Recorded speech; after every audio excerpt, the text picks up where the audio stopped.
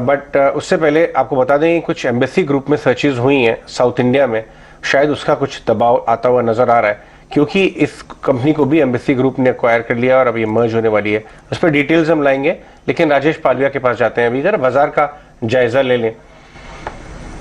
जी नहीं, एम्बेसी रीट से इम्पैक्ट नहीं होता है। हम जाते हैं राजेश। लैक लस्टर सा बाजार है, कुछ खास नहीं है, बट सेलेक्ट बैंक स्टॉक्स अच्छा कर रहे हैं। यहां से क्या आपको ज्यादा मंदी नजर आ रही है या जस्ट प्रॉफिट टेकिंग? किस लेवल्स पे री एंट्री करेंगे? Good afternoon Ajay ji. तो देखिए, मार्केट में एक अच्छा 3-4 दिन का एक अच्छा मूव बना था हायर साइड के लिए, और थोड़ा सा एक ब्रीदर यहाँ पे मार्केट लेते हुए दिख रहा है। अगर हम डेटा भी देखें तो एक्सपायरी के चलते, वीकली एक्सपायरी के चलते 16,500 16,600 की स्ट्राइक में कल भी हम डिस्कस कर रहे थे कि वहाँ पे कॉल राइटर्स की पोजीशंस यहाँ पे देखने को मिली। तो कहीं ना कहीं अपर साइड पे एक रेजिस्टेंस जरूर बनते हुए दिख रहा है। 1 से 2 ट्रेडिंग सेशन में हमें लगता है एक एक्सपायरी का प्रेशर यहाँ पे जैसे ही ईज आउट होते हुए दिखेगा मार्केट में वापस, हमें लगता है कि अच्छा momentum index point of view से भी आते हुए दिखेगा। बट हम देखें कि काफी बड़े अप मूव बने थे पिछले कुछ ट्रेडिंग सेशन में, तो एक थोड़ा सा profit booking, mild profit booking देखने को मिल रहा है आज के सेशन में। अब ये इंपॉर्टेंट लेवल जो यहाँ से निफ्टी के लिए हमें लगता है वो है करीब 16,400 का। वो लेवल काफी इंपॉर्टेंट रहेगा। अगर वो लेवल को हम होल्ड कर पाते हैं तो हमें लगता है कि वापस से लोअर साइड पे बाइंग इंटरेस्ट आते हुए दिखेगा मार्केट में, और फिर मार्केट में स्टॉक स्पेसिफिक और इंडेक्स स्पेसिफिक भी बाइंग इंटरेस्ट यहाँ पे कंटिन्यू होते हुए दिख सकता है। 16,400 के लेवल अगर टूटते हैं तो थोड़ा हमें लगता है कि ये सेलिंग प्रेशर एक्सटेंड होते हुए दिख सकता है, क्योंकि यहाँ पे जो पुट बेस बना हुआ है अभी वो 16,400 की स्ट्राइक पे हमें देखने को मिल रहा है, और अगर वो वायलेट होता है तो ही थोड़ा सा एक अनवाइंडिंग का ट्रेड लॉन्ग साइड वाला बनते हुए दिखेगा। और कॉन्ट्ररी अगर हम बैंक निफ्टी में देखें तो बैंक निफ्टी में जो इमीडिएट इंपॉर्टेंट लेवल है अभी वो 35,200 के आसपास है। तो थोड़ा सा बैंकिंग स्टॉक्स ने भी गिव अप किया है हायर साइड से।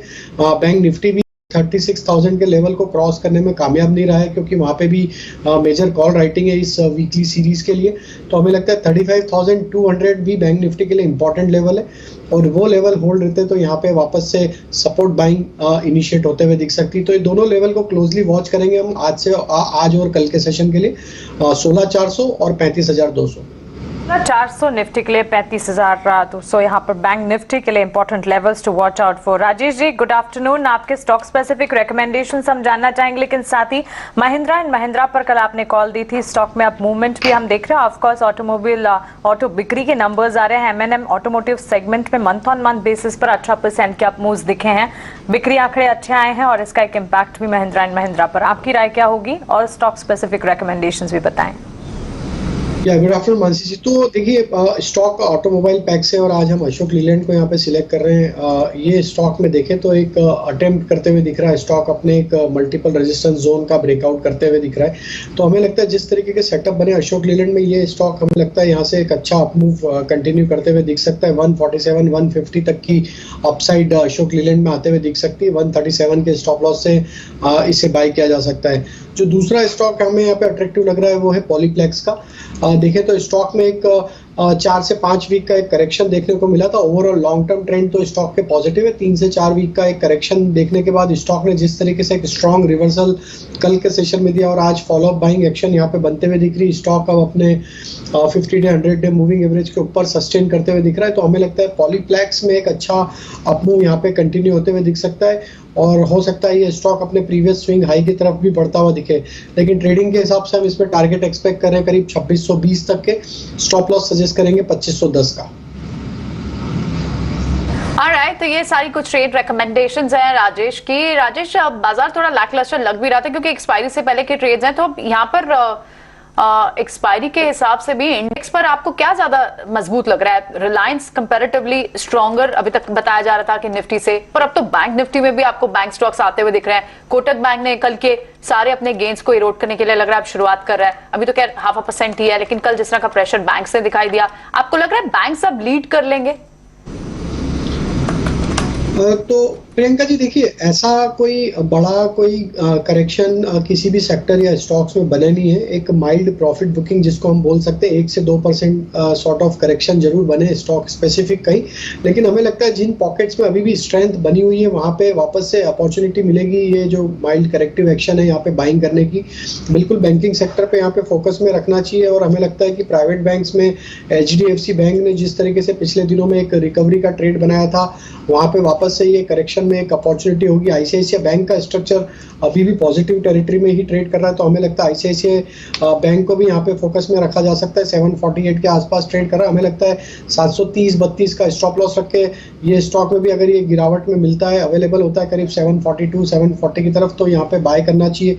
एचडीएफसी बैंक में भी हमारा व्यू पॉजिटिव है, काफी अच्छी रिकवरी एक बेस फॉर्मेशन के बाद बनी थी, आज एक माइल्ड प्रॉफिट बुकिंग देखने को मिल रही, लेकिन हमें लगता है कि जिस तरीके के सेटअप बने ये स्टॉक में 1400-1420 तक की अपसाइड आते हुए दिखेगी। तो 1360 हमारा स्टॉप लॉस है। एचडीएफसी बैंक पे भी लॉन्ग करने की सलाह है। हमें लगता है वापस से लीडरशिप पोजीशन में बैंकिंग स्टॉक्स ही आते हुए दिखेंगे और हमें लगता है बैंक निफ्टी यहाँ से वापस से लीडरशिप लेते हुए दिखेगी। लेकिन आज और कल के सेशन में हमें देखना है 35,200 के लेवल को हम डिफेंड कर पाते हैं या नहीं। वो लेवल अगर बना रहा तो हमें लगता है वापस बैंकिंग स्टॉक्स में एक अच्छा बाइंग का रुझान बनेगा। बिल्कुल, आई एग्री विद यू। मुझे भी इसकी प्रोबेबिलिटी बहुत हाई लगती है। HDFC bank is a buy on dip. आपका टारगेट 1420, स्टॉप लॉस 1360। आइए एचडीएफसी बैंक को जरा मैप करते हैं बैंक इंडेक्स से। ये 1300 के नीचे वर्स्ट केस में गया था, फिर वहां से बाहर आ गया। कमेंट्री बहुत अच्छी आई है कि ये मर्जर के बाद हर 5 साल में अपनी बैलेंस शीट साइड को डबल करने की कोशिश कर रहे हैं। ये 3 महीने का ग्राफ है, इसको जरा बैंक निफ्टी के साथ मैप कर सकते हैं। ये जो है ना बैंक निफ्टी को इस समय लीड कर सकता है, ये और कोटक बैंक मिलके, जिस हिसाब से कमेंट्री आ रही है। 6 महीने में एचडीएफसी बैंक -8% है और यही टाइम पीरियड में अगर हम बैंक निफ्टी देख सकें तो मालूम चलेगा कि क्या आउट परफॉर्मेंस शुरू हो गई है या नहीं। वो ये देखिए, ओके, अभी अंडर परफॉर्म कर रहा है 6 महीने में। ये हम 3 महीने कर सकते हैं तो मालूम चलेगा कि कहां मूव करना शुरू हुआ है। सबसे बड़ा ओके, अभी भी अंडर परफॉर्म कर रहा है, राइट। यहां से आप इसको नजर जरूर रखिए, बाय ऑन डिप्स कैंडिडेट बन सकता है कमेंट्री जो आई है। अब हम जाते हैं ऑटोज की तरफ और ऑटो का डेटा लेके आते हैं। ऑटो में क्या हुआ, काफी 2-3 हफ्ते की स्ट्रॉन्ग आउट परफॉर्मेंस देखी हमने, कमेंट्री अच्छी है मैनेजमेंट की और डेटा भी आना शुरू हो गया मंथली सेल्स का। सृष्टि हमारे साथ स्टूडियो में है बताने के लिए कि कैसे रीड करना चाहिए इस डेटा को, कहां पे आउट परफॉर्मेंस थी सृष्टि और कहां वीक थे नंबर्स। तो देखिए अजय, हम उम्मीद कर रहे थे कि पैसेंजर व्हीकल और कमर्शियल व्हीकल रेजिलियंस दिखाएंगे, इस बार ठीक उसी तरीके से आंकड़े आते हुए दिखे हैं। हालांकि 2 व्हीलर्स में उम्मीद थी कि जो नंबर्स हैं वो बेहतर आएंगे, बट इतने भी अच्छे नंबर्स नहीं आए गिवन द फैक्ट कि फ्यूल का जो प्राइजेस हुए हैं वहां से अंदेशा लगाया जा रहा था कि कुछ कंपनीज कि सेल्स को सहारा मिले, वो इतना आकर्षक नहीं है। सारे नंबर्स तो आपकी स्क्रीन पे हैं, बट कुछ आउट परफॉर्मिंग नंबर्स जो हैं वो मैं हाईलाइट करना चाहूंगी दर्शकों के लिए। सबसे पहले पैसेंजर व्हीकल स्पेस में एमएनएम ने जबरदस्त जो है नतीजे पेश किए हैं। आप देखिए कमजोर बाजार में भी स्टॉक करीब 1.5% ऊपर है और ये नतीजों के बाद हमें देखने को मिला है कंपनी ने 53,726 व्हीकल्स बेचे हैं अपने पैसेंजर व्हीकल यूनिट में, जो कि 18% की ग्रोथ है मंथ ऑन मंथ। इसी के मुकाबले अगर आप टाटा मोटर्स, मारुति सुजुकी को देखें तो 4 से 7% की वहां पे महीने दर महीने ग्रोथ देखने को मिली है। तो आप समझ सकते हैं कि एमएनएम ने कितनी बेहतर तरीके से अपने चिप शॉर्टेज की जो दिक्कतें हैं उनको जो है पार किया है, क्योंकि सारी ही कंपनीज के लिए ये जो सिचुएशन है वो बरकरार है। कमर्शियल व्हीकल स्पेस में अशोक लेलैंड जो है आउट परफॉर्मर रहा है, 12% की महीने दर महीने वहां पे ग्रोथ देखने को मिली है और इसका नतीजा है कि आप स्टॉक का इम्पैक्ट भी देख सकते हैं। वहीं 2 व्हीलर सेगमेंट की बात करें तो टीवीएस और बजाज ऑटो अपने नंबर्स घोषित किए हैं। बजाज ऑटो में काफी कमजोरी है क्योंकि यहाँ पे एक्सपोर्ट्स की सेल्स एनालिस्ट अनुमान लगा रहे थे कि 2 लाख यूनिट के आसपास रहनी चाहिए, बट कंपनी ने काफी निराश किया है। वहां पे 1.63 लाख गाड़ियां एक्सपोर्ट मार्केट में इन्होंने बेची हैं। इसके मुकाबले टीवीएस मोटर्स का प्रदर्शन काफी बेहतर रहा है ओवरसीज मार्केट में, इसीलिए स्टॉक कहीं ना कहीं वो होल्ड कर रहा है। और ट्रैक्टर बिक्री की अगर बात करें तो एमएनएम ट्रैक्टर की बिक्री में करीब 9% की महीने दर महीने गिरावट आई है, बट आगे के लिए वो कमेंट्री काफी पॉजिटिव लेकर आए हैं और एस्कॉट्स का भी मानना है कि आगे चल के जो है रूरल इकोनॉमी की तरफ से उनको सहारा मिलेगा और इस बार जो नतीजे हैं वो अनुमान के मुताबिक रहे हैं।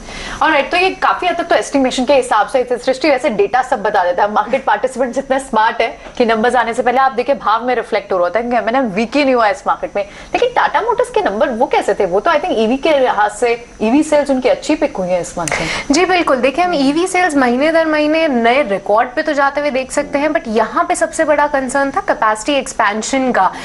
इसको रीड करने के बजाय अगर हम ये देखें कि अब जो है टाटा मोटर्स नया प्लांट लेकर आ रहा है, वहां पे ईवी का एक्सपेंशन होगा, तो आगे आने वाले समय में और भी बेहतर नंबर्स हम आते हुए देख सकते हैं, क्योंकि पैसेंजर व्हीकल स्पेस में सभी कंपनीज की जो मांग है वो तो रिकॉर्ड स्तरों पे है, उसमें कुछ बात वो नहीं। तो अनमेट डिमांड है, उससे लगातार हम कई बार हाईलाइट भी कर चुके हैं कि डिमांड इंटैक्ट है। चलिए, बिल्कुल शुक्रिया सृष्टि, ये सारा कुछ डेटा पॉइंट हमारे कंपाइल करने के लिए।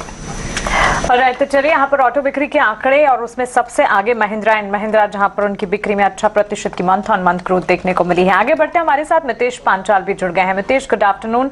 बताएं मार्केट्स पर आपका आउटलुक क्या है? हम देख रहे हैं वीकली एक्सपायरी के ठीक एक दिन पहले आज बाजार में कमजोरी फिलहाल तो नजर आ रही है। बताइए क्या लग रहा है आपको, मार्केट सेकेंड हाफ में कैसा ट्रेड कर रहा है? Good afternoon. बेसिकली हम लोग एक बहुत ही टाइट रेंज में है, जहाँ पे निफ्टी ट्राई कर रही है 16,500 को क्रॉस करने के लिए, लेकिन अनफॉर्चुनेटली जब भी वो वही रेंज में ट्रैवल करती है 16,500 16,600 के बीच में, तब एक स्ट्रॉन्ग सेल ऑफ आ जाता है। Same is the case with bank Nifty. Bank Nifty का अगर स्पॉट का अगर आप लेवल देखें तो 35,500 के ऊपर एक बहुत ही स्ट्रॉन्ग रेजिस्टेंस है, और वहाँ से ही हमको लगातार एक बिकवाली का जो माहौल है वो दिखाई दे रहा है। तो हमारे हिसाब से अभी 16,200 और 16,500 के बीच में ये एक जो टाइट ट्रेडिंग रेंज है उसके बीच में ये जो निफ्टी है वो ट्रेड करेगी, और बैंक निफ्टी के लिए 35,500 का स्पॉट का लेवल क्लोज, उसके ऊपर क्लोज करना बहुत जरूरी है। इवन आवरली और 15 मिनट के चार्ट के ऊपर भी वो बहुत स्ट्रगल कर रही है कि 35,500 के ऊपर ट्रेड नहीं कर रही है। तो we are of the view के अगर 35,500 डिसाइसिवली क्लोजिंग बेसिस के ऊपर अगर क्रॉस होता है, तभी जाके हम लोग 35,800 36,000 के जोन में जाएंगे। तब तक I think we are trading in a narrow range. Nifty के लिए वो रेंज है 16,200 16,250 से 16,500 की, और बैंक निफ्टी के लिए वो थोड़ी ब्रॉड रेंज है 35,000 on the down side, 35,500 on the upside. तो कुल मिला के रेंज बाउंड कारोबार है। I think promising mid caps और स्मॉल कैप्स स्टॉक्स के ऊपर ध्यान होना चाहिए एज ऑफ नाउ, क्योंकि इंडेक्स जो है वो हमें कोई एक ट्रेंडिंग या एक डायरेक्शनल ट्रेड अभी नहीं दे रहा है। तो चलिए इंडेक्स पर ये नजरिया, लेकिन मितेश फिर स्टॉक्स कौन से हैं ये भी बताइए आज के लिए आपके। दो स्टॉक जानते हैं कि हम लोग सिस्टम और मेथड के ऊपर काम करते हैं, तो हमारे पास कोई बहुत शॉर्ट टर्म के लिए कोई सॉल्यूशन नहीं है। लेकिन अगर आपका नज़रिया 3, 6 या 9 महीने का है तो डेफिनेटली सिस्टम और मेथड के हिसाब से आप काम कर सकते हैं। अगर आपको पता हो तो 24 ऑफ मार्च को हमने एक रिपोर्ट रिलीज किया था, जो हमारी चैनल के ऊपर भी डिस्कस किया था, जिसमें हमने बताया था कि टायर स्टॉक्स में हमें बहुत एक स्ट्रॉन्ग अपमूव दिख रहा है। और उसके बाद आपने देखा बालाकृष्ण इंडस्ट्रीज, सीएट और एमआरएफ में अब तक 13%, 4% और 16% की वृद्धि देखी गई है। उसी हिसाब से हमने 27 अप्रैल को बोला था कि बेसिकली जो पीएसयू स्टॉक्स है उसमें एमआरपीएल, हिंदुस्तान जिंक, एमएमटीसी और ओडिशा मिनरल, तो इसमें भी हमें बहुत ही एक स्ट्रॉन्ग तगड़ा अपमूव अभी दिख रहा है। एमआरपीएल ने आउट परफॉर्म किया है, वहां से लेके 26% का अपमूव दिया है। वहां पे ही ओडिशा मिनरल ने अंडर परफॉर्म किया है, लेकिन हमको लगता है ये स्पेस में भी अभी बहुत स्ट्रॉन्ग अपमूव है। अभी जो स्टॉक सिस्टम और मेथड ने आइडेंटिफाई किया वो दो है। एक तो एआईए इंजीनियरिंग है, बहुत ही बड़ा कंसोलिडेशन आवरली और क्वार्टरली और मंथली चार्ट के बाद एक स्ट्रॉन्ग अपमूव दिया है 2100 के ऊपर। तो हमारा ये मानना है कि यहाँ से 3 या 6 महीने के बाद एक स्ट्रॉन्ग अपमूव हमको एआईए इंजीनियरिंग में मिलेगा, जिसमें हमारे टारगेट्स क्लोज टू 2500 टू 2700 है। दूसरा है केएसबी पंप। इवन अगर आप देखें तो केएसबी पंप में भी बहुत ही एक स्ट्रॉन्ग अपमूव रिसेंटली देखने के लिए मिला है, और 1250 के ऊपर बहुत ही स्ट्रॉन्ग वो सस्टेन हो रहा है। तो बहुत ही बड़ी तेजी केएसबी पंप में भी है, क्लोज टू 1600 टू 1700 लेवल्स के आर पार। और जब हम ऑटो की बात कर रहे हैं तो स्वराज इंजन एक है जिसमें हमको लग रहा है कि यहाँ से एक बहुत ही बढ़िया तेजी आने वाले दिनों में देखने के लिए मिलेगी। और स्वराज इंजन के लिए हमारा जो टारगेट है वो है 1800 से 1900 रुपए का। अभी 1600 के आसपास ट्रेड कर रहा है स्टॉक्स। तो ये 3 स्टॉक है जिसमें हमको लग रहा है कि आने वाले 3, 6 और 9 महीने के लिए एक बहुत ही बड़ा स्ट्रॉन्ग ट्रेंड रिवर्सल है और बहुत ही स्ट्रॉन्ग अपमूव ये तीनों स्टॉक्स में हमें आगे जाके देखने के लिए मिलेगा। ऑलराइट, गुड आफ्टरनून मितेश, काफी दिनों के बाद आपसे बात हो रही है। यस, हमें आपके टायर स्टॉक्स बिल्कुल याद हैं। आपने टायर स्टॉक शायद कुछ महीने पहले बोले थे, वो अच्छा चले भी हैं, तो यानी अब आपको इंजीनियरिंग स्पेस से पसंद आते हैं कुछ स्पेस स्टॉक्स, और क्या मॉनसून के ट्रिगर की वजह से एक बड़ा रीजन हो सकता है कि आपने केएसबी पंप्स भी लिया है, तो क्या केएसबी पंप चलेगा तो दूसरे पंप स्टॉक्स भी चल सकते हैं? देखिए प्रियंका जी, हर एक स्टॉक्स का अलग है। जो प्रॉमिस स्ट्रक्चर उभर के आया है वो यही है कि केएसबी पंप में बहुत ही बड़े कंसोलिडेशन। देखिए, जब मार्केट एक नैरो रेंज में ट्रेड करता है तब ये बहुत इंपॉर्टेंट है कि क्वार्टरली और ईयरली ब्रेकआउट कौन से स्टॉक्स में आते हैं, वो बहुत कम स्टॉक्स में आते हैं। तो ऐसे ही जो स्टॉक्स है ये तीन है, स्वराज इंजन, केएसबी पंप और एआई इंजीनियरिंग। तीनों में अगर आप चार्ट पे भी देखेंगे तो बहुत लंबी अवधि के बाद एक बहुत ही स्ट्रॉन्ग ब्रेकआउट आया है। तो ये सस्टेनेबल तेजी की हम लोग यहाँ पे बात कर रहे हैं, सस्टेनेबल ट्रेंड की बात कर रहे हैं। ऐसा नहीं है कि अगले 1 या 2 महीने में ये ट्रेंड फिजल आउट हो जाएगा, क्योंकि ऐसे ब्रेकआउट सिस्टम्स वो आइडेंटिफाई नहीं करती है जो अल्टीमेटली 1 या 2 महीने में फिजल आउट हो जाएंगे। और आपने जो बात बोली है एग्री मॉनसून की थीम को लेके, तो आपको पता ही है हमने लगातार ये चीजें डिस्कस की है कि कावेरी सीड्स है, धनुका एग्रीटेक है, सुमितोमो केमिकल है, बायर क्रॉप है। इसमें भी हमने पहले हमने अपने दर्शकों को बता दिया था कि इसमें बहुत ही स्ट्रॉन्ग अपसाइड मोमेंटम है। और आपका फेवरेट स्टॉक भी हमने डिस्कस किया था, जो आप बार बार डिस्कस करते हो, कोरोमंडल इंटरनेशनल, तो वो भी हमारा 1200 का लक्ष्यांक है, तो जल्द ही आएगा। तो अभी बहुत रेयर स्टॉक्स आ रहे हैं सरफेस के ऊपर, जिसमें हम लोग एक 3, 6 या 9 महीने का व्यू लेके चल सकते हैं irrespective of the market performance, क्योंकि अभी बहुत चैलेंजिंग है कौन से स्टॉक या कौन सी थीम चलेगी। तो यहाँ पे सिस्टम हमको क्लियरली आइडेंटिफाई करके देता है कि केएसबी पंप, एआई इंजीनियरिंग और स्वराज इंजन अलोन विद जो हमने अभी स्टॉक्स बात किया एग्री थीम में, वो बहुत ही बढ़िया प्रदर्शन करेंगे अगले 3, 6 और 9 महीने में। चलिए ठीक है, बिल्कुल। आप तो एग्री थीम से जुड़े हुए कई सारे स्पेस के स्टॉक्स यहाँ मितेश बता रहे हैं। राजेश, इस वक्त आप पीएससी स्पेस को देखें ना, वहां आपको लॉन्ग बिल्टअप होते हुए दिखाई भी दे रहे हैं। कोई यहाँ इस थीम पर आपको स्टॉक्स ऐड करना चाहेंगे? कल हम लास्ट आवर में डिस्कस भी कर रहे थे, खैर डिफेंस स्पेस से ये स्टॉक तो, लेकिन वहां ऑर्डर आया, हमने इम्पैक्ट देखा, आपने उस पर रिकमेंडेशन भी दी थी। अब आप पीएससी स्पेस से कोई स्टॉक चूज करना चाहेंगे? तो देखिए प्रियंका जी, यहाँ पे जिस तरीके से स्टॉक में मोमेंटम बना है, यहाँ पे अगर हम बात करें डिफेंस स्पेस में, तो हमें एक लगता है यहाँ पे भारत डायनामिक्स को देखना चाहिए। वो स्टॉक हमने कल भी डिस्कस किया था और कल भी एक अच्छा मूव बना था। आज भी हमें लगता है बीडीएल का सेटअप जिस तरीके से पीएसयूज के अलावा शॉर्ट टर्म में आते हुए दिख सकती है। इसको BEL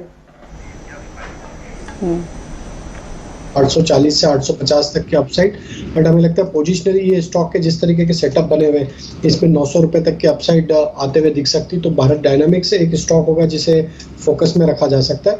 और अगर हम देखें तो इसी स्पेस में अगर देखें तो HAL एक कंटिन्यूशन अप ट्रेंड यहाँ पे देखने को मिल रहा है। HAL को भी यहाँ पे फोकस में रखना चाहिए। एक स्ट्रॉन्ग अप ट्रेंड यहाँ पे कंटिन्यू होते हुए दिख रहा है। मंथली वीकली चार्ट पे देखें तो जिस तरीके से अप स्लोपिंग चैनल में मंथली चार्ट पे ट्रेवल करते हुए दिख रहा है, हमें लगता है HAL में भी पोजिशनली काफी बड़े टारगेट यहाँ पे आते हुए दिख सकते हैं, जो कि 2200 से 2400 तक के अपसाइड भी हमें लगता है पोजिशनल बेसिस पे आते हुए दिख सकती है। ट्रेडिंग पॉइंट ऑफ व्यू से टारगेट हम सजेस्ट करेंगे करीब 1960 से 1980 तक का। स्टॉप लॉस रखेंगे ट्रेडिंग का यहाँ पे करीब 1870 के आसपास। ओके, तो चलिए यहाँ पर स्टॉक स्पेसिफिक रेकमेंडेशंस जहां हम ले रहे हैं बाजार पर। कुश हमारे साथ फिर से जुड़ गए हैं, कुश से बातचीत करते हैं। गुड आफ्टरनून कुश, बताएं सुबह की कॉल्स जो आपने दी उसके कोई अपडेट अगर आप देना चाहें, और साथ ही नए कॉल्स जो आप रेकमेंड करना चाहें। जी हाँ, first of thank you for having me on the show. आपको सारे पैनलिस्ट और सारे दर्शकों को भी a very good afternoon. Well, it's been one of those great days, right? I mean markets को आप एक बार के लिए इग्नोर कर लीजिए, बिकॉज जरा सा इंडेक्स नीचे है, बट स्टॉक स्पेसिफिक अगर आप एक्शन देखेंगे तो काफी अच्छा चल रहा है। सिंस यू आस्क्ड, बीडीएल ने तो ऑलमोस्ट ओपनिंग फर्स्ट आवर में ही टारगेट अचीव कर लिया था। Hinduja global and Vinati both are doing rather well, 0.5% to 1% up in a market which is about 0.75% down। तो जो एक्शन है ये कहीं ये भी दर्शा रहा है कि जो एक्शन है वो ब्रॉडर मार्केट्स में है। निफ्टी जो फिलहाल हम मूव देख रहे हैं, देखिए, don't get too discouraged by the kind of fall that we are seeing. 16300 16700 की रेंज जिसकी हम बात कर रहे थे, the markets are within that. ये एक्सपायरी प्ले भी है, कल वीकली एक्सपायरी है। So nothing to worry about, nothing to concern till we hold 16300। ये मेरा निफ्टी पे व्यू रहेगा। बैंक निफ्टी सिमिलरली 35,100 35,200 के जो लेवल्स हैं ये जब तक होल्ड करता है तब तक हमें कोई चिंता की बात नहीं। अपसाइड पे 35,900 और 36,000 के जो जोन्स हैं ये एज अ रेजिस्टेंस एक्ट करेंगे। बट अगर एक क्लियर डायरेक्शन, एक क्लियर व्यू चाहिए तो मैं इसमें 2 दिन का इंतजार करूंगा, विच इज फ्राइडे। कल एक्सपायरी का प्ले और थोड़ा स्ट्रिंजेंट हो जाएगा, उसके बाद फ्राइडे से जो मूव आएंगी उससे हम एक डायरेक्शनल कॉल ले सकते हैं on the indices. Plenty of action as always in the stocks.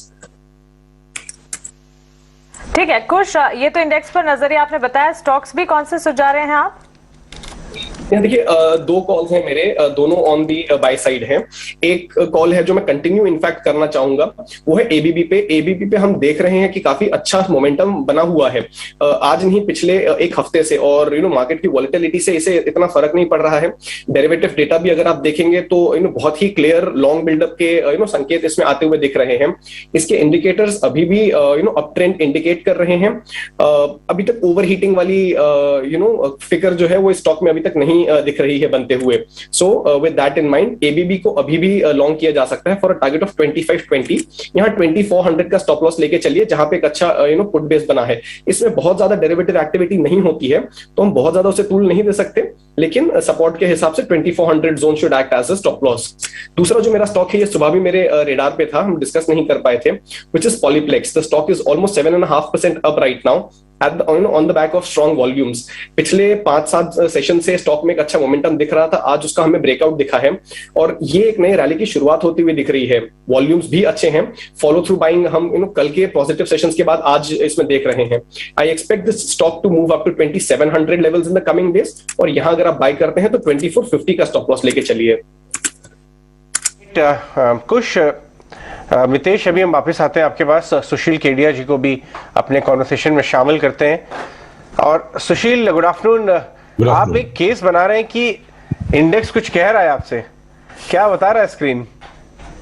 देखिए, इंडेक्स ने 16,700 से 15,700 से 16,675 की एक छलांग लगाई। करेक्ट। 975 पॉइंट की। अब इस छलांग के बाद इंडेक्स अगर 1-2 दिन थोड़ा सा आराम करे, क्योंकि जिन लोगों को हमेशा भय का वातावरण ही बनाए रखना है, थोड़ा बहुत अवसर उनको भी देगा बाजार, क्योंकि ये भय बार बार लौट के आते रहेगा, तब तक ही तो ये चढ़ाई ऊपर चलती रहेगी।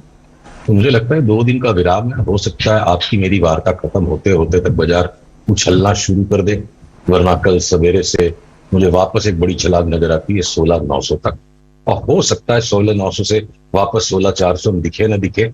अगला पड़ाव 17,400 है। अभी तक हमने उतनी तैयारी की है और मानसिक तौर पर अपने आप को खुला रखा है कि अगर निफ्टी एक नए उच्चतम स्तर पर भी चली जाए तो आश्चर्यचकित होने की बजाय चलते बहाव के साथ हम भी साथ बह ले। वो हमारी अभी फोरकास्ट नहीं है, पर वो हमारी तैयारी है, संभावना हमें लग रही है। और जब वो समय आएगा कि हम टेबल पर पटक कर बात कहें आपको कि हम न्यू हाई पे जा रहे हैं, तब हम वो भी कहेंगे। कर रहे हैं, बिल्कुल स्वाभाविक है 1-2 दिन साइडवेज होना। कुछ लेवल्स का अंदेशा दीजिए हमको, किस तरह का मूड बना के काम करना चाहिए? मैंने तो निफ्टी का पूरा मैप आपको दे दिया। 16,900 यहां से, उसके बाद वापस 16,400, फिर 17,400, 17,400 के बाद हम 18,600 की बात करेंगे। राइट। गुड आफ्टरनून सुशील, कैसे देख रहे हैं आप मार्केट्स के? क्या बड़े रैशन है आपके लिए?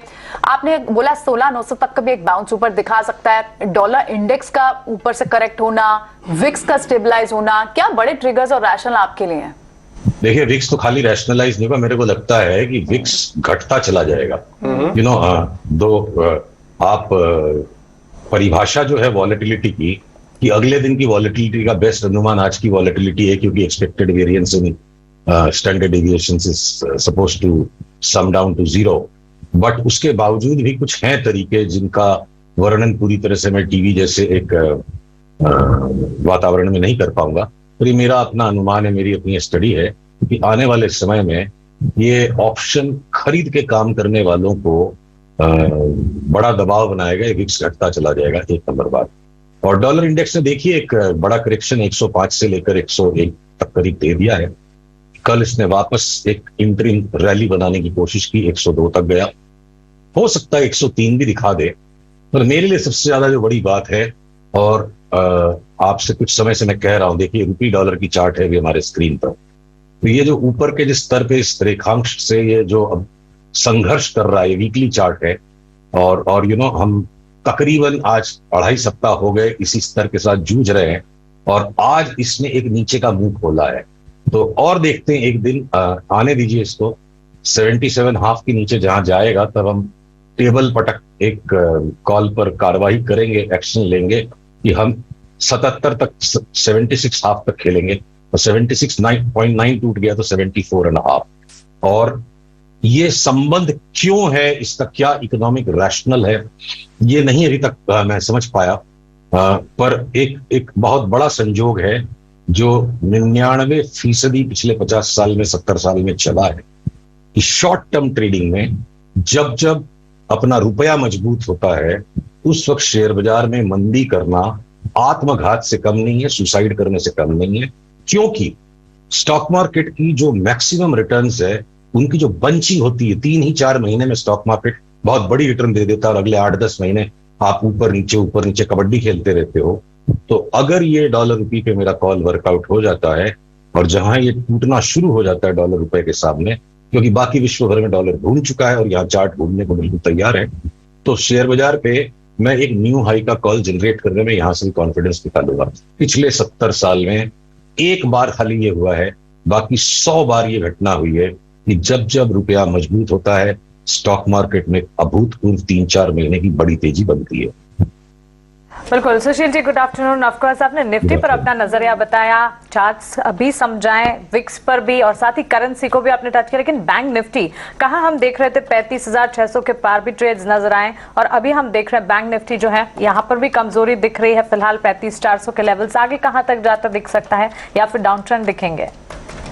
देखिए, डार्बी रेस को जीतने वाला घोड़ा भी ना एक राउंड रेस का दौड़ने के बाद अस्तबल में मालिश करवाता है, चने खाता है, उसको रम पिलाई जाती है।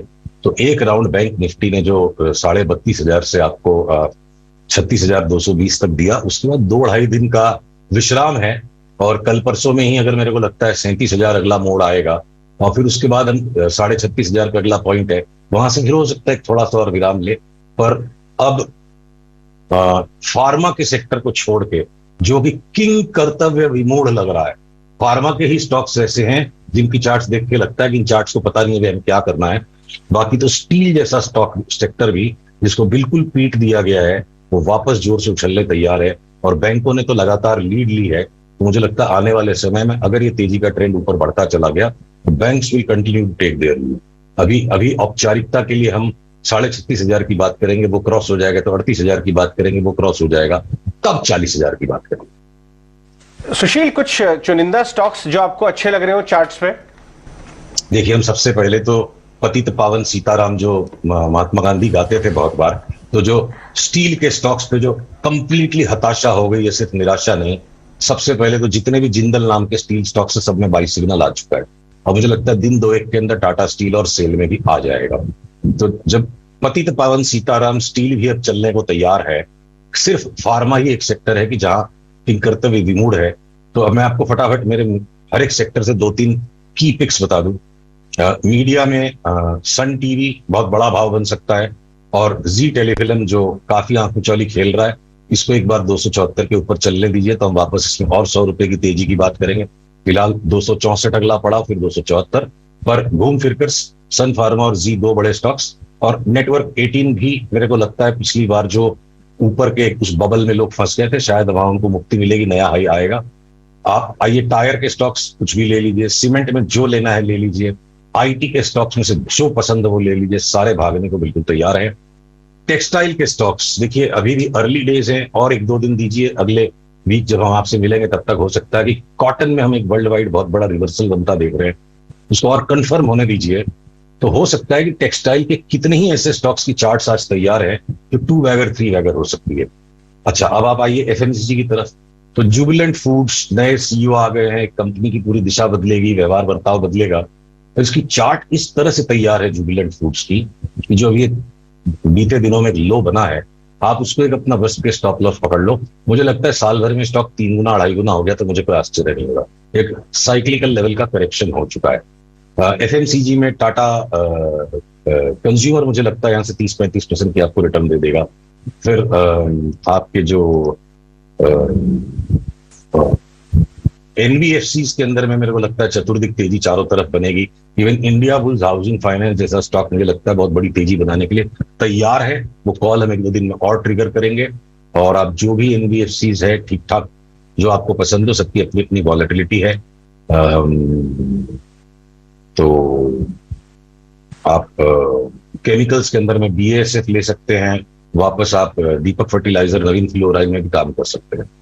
कंस्ट्रक्शन के स्टॉक्स में मुझे सनटेक रियलिटी, शोभा डेवलपर्स बहुत अच्छे लगते हैं, बहुत बड़ी रिटर्न यहां से आ सकती है। इवन डीएलएफ भी 10-15% यहां से बढ़ेगा। तो इतनी सारी अपॉर्चुनिटीज हैं, हमें खुद तय करना पड़ेगा, सबको अपने लिए तय करना पड़ेगा। ये स्वरुचि भोज लग रहा है मुझे टेबल पर, एक बहुत बड़ा बफेट, जिसको जो पसंद है उठा ले और खा ले। बिल्कुल बिल्कुल। सुशील जी, आपका बहुत शुक्रिया हमारे साथ जुड़ने के लिए, बाजार पर अपना आउटलुक और साथ ही स्टॉक स्पेसिफिक रिकमेंडेशंस आपके हमें बताने के लिए। अगले हफ्ते फिर आपसे मुलाकात होगी। Have a nice day to you. चलिए आगे बढ़ते हैं। राजेश जी, एक स्टॉक है एपीएल अपोलो ट्यूब्स। इस स्टॉक को एक बार आप देखें, iron and steel product category का स्टॉक है। अच्छे नतीजे भी कंपनी ने पोस्ट किए थे और आप नंबर्स अगर देखें, स्टॉक मूवमेंट भी आज करता हुआ दिखा, कमजोर बाजार में भी करीब 3-3.5% के अपमूव्स दिखाएं। इस स्टॉक पर आपकी राय क्या होगी? मानसी जी, देखिए स्टॉक में एक अच्छा मूव यहाँ पे बनते हुए दिख रहा है। स्टॉक में 4-5 वीक का एक करेक्शन पिछले दिनों में हमने देखा। उसके बाद स्टॉक में एक रेंज कंसोलिडेशन भी देखने को मिला, जो करीब था 850 से लेके 915 की रेंज में, और एक अच्छा ब्रेकआउट विद वॉल्यूम एक्शन यहाँ पे वीकली सेटअप के हिसाब से बनते हुए दिख रहा है। स्टॉक में अगर देखें तो 200 डे मूविंग एवरेज, 100 डे और 50 डे, तीनों ही इंपॉर्टेंट मूविंग एवरेजेस के ऊपर अब स्टॉक यहाँ पे ट्रेड करते हुए दिख रहा है। तो near term short term setup के हिसाब से स्ट्रेंथ यहाँ पे बिल्कुल बनती हुई दिख रही है। हमें लगता है कि जिस तरीके के सेटअप बने, इसमें स्टॉक में इमीडिएट टारगेट जो आ सकते हैं ट्रेडिंग पॉइंट ऑफ व्यू से, वो आना चाहिए करीब 1030 से 1040 तक के। करंट लेवल से स्टॉप लॉस रखेंगे करीब 945 के आसपास। राइट, ठीक है। एपीएल अपोलो पे ये राय रहेगी। आज हम देख भी रहे हैं कि खैर हमने सुबह भी बात की थी, सारे जितने भी इंश्योरेंस स्पेस के स्टॉक्स जो मॉर्निंग में भी हमने ट्रेड आइडेंटिफाई किया, आईसीआईसीआई प्रूडेंशियल हो, एचडीएफसी लाइफ, वो अब तक सस्टेन्ड है। इनफैक्ट टॉप गेनर्स में से एक है आपका आईसीआईसीआई प्रूडेंशियल भी अब। और साथ ही अभी कुछ देर पहले जो मैं आपसे बात भी करी थी, पीएसयू स्पेस, चाहे किसी भी स्पेस को आप ले लें, मतलब बैंक्स को छोड़ के, उन सभी स्पेसेस में आपको कहीं ना कोई ना कोई पिक्स दिख रही हैं। वो एक स्पेस चल रहा है। लेकिन इस बीच में अब एचडीएफसी स्टॉक्स को भी एक बार देखते हैं। HDFC bank, HDFC limited, HDFC life, इन तीनों स्पेस स्टॉक्स में आपको एक मूव फिर से दिख रही है। एचडीएफसी बैंक पर क्या व्यू रहेगा आपका कुछ? जब ये एचडीएफसी बैंक में हमने एक बेस बन के एक अच्छा मूवमेंट आते हुए देखा था। पिछले 2 दिनों की जो मंदी है, उसे हम बहुत ज्यादा वेटेज नहीं देंगे, बिकॉज बैंकिंग ने इतने अच्छे रनअप के बाद एक हल्का सा कूल ऑफ दिया था। मुझे लग रहा है एचडीएफसी बैंक यहाँ से अपने एक नेक्स्ट अप मूव के लिए रेडी हो रहा है। इमीडिएट बेसिस पे भी अगर मैं इसका टारगेट देखूं तो यहाँ से 100 रुपए ऊपर का बंदा है, करीब 100 रुपए ऊपर का, विच इज 1470 के जो लेवल्स हैं वहां तक जाता हुआ दिखता है। और यहाँ अगर आप स्टॉप लॉस ढूंढ रहे हैं तो 1340 के जो लेवल्स हैं यहाँ पे लगा के चलिए। यहाँ पे रिस्क रिवॉर्ड रेशियो आपका फेवरेबल है। लग रहा है जो इसमें जो फॉल आना था वो हो चुका है, दैट्स ऑलरेडी प्लेड आउट। नीचे के लेवल पे अच्छी बाइंग देखने मिली है। So from here HDFC bank looks like a good buy, even an accumulate if it dips any further. चलिए आगे बढ़ते हैं। एक स्टॉक इंपॉर्टेंट डिस्कस करना जरूरी है अपने रिजल्ट्स के दम पे, और बहुत लास्ट कुछ दिनों से हमने देखा है कि इंटरेस्ट आ रहा है इन्वेस्टर्स का, वो है पीजी इलेक्ट्रो। विकास गुप्ता मैनेजमेंट हमारे साथ जुड़ रहे हैं, पीजी इलेक्ट्रोप्लास्ट के एमडी। विकास, ईटी नाउ स्वदेश पे आपका बहुत बहुत स्वागत है। आपके रिजल्ट्स में हमने देखा है काफी अच्छा इंप्रूवमेंट देखने को मिला है इस क्वार्टर। ऑफ कोर्स स्ट्रीट ने, बाजार ने सराहा भी उसको। अगर आप ये बताएं कि कितना सस्टेनेबल है, आप पूरे साल के लिए FY23 के लिए क्या नंबर्स टारगेट कर रहे हैं प्रॉफिटेबिलिटी के और रेवेन्यूज के? नमस्कार sir, and thanks for having me here. Basically जो हम लोग रेवेन्यू की गाइडेंस हमने शेयर करी है, that is around 1800 crore for the FY23, और उसके लिए हम लोगों ने जो भी अपने कैपेक्स है, कैपिटल इन्वेस्टमेंट है, ऑलरेडी प्लान कर रखी है।